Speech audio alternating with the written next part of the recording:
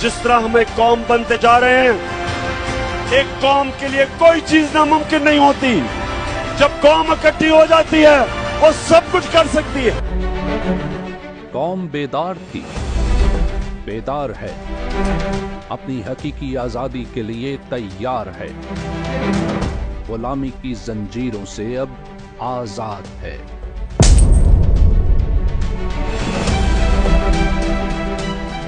हमेशा की तरह अपने कप्तान की पुकार पर लब्बैक कहने को बेताब, मुल्क में जारी फस्तायत के खिलाफ कौम अपनी आवाजों की गूंज से सरकार के ईवान हिला दे।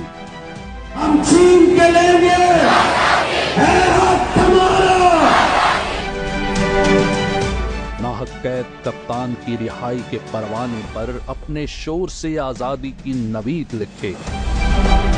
निकलो अपने कप्तान की पुकार पर, कैदी 804 की ललकार पर, हक व इंसाफ के लिए, आइन की पासदारी के लिए, कानून की बालादस्ती के लिए, एक आजाद व खुशहाल खुददार व खुद मुख्तार रियासत के लिए। हम निकलेंगे तो नाहक कैद से कप्तान निकलेगा।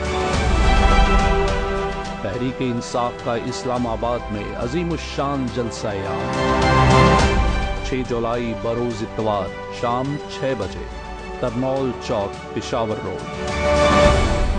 मेरे पाकिस्तानियों, आज हमारी कौम का फैसला कुन वक्त आ गया। हमने आज फैसला करना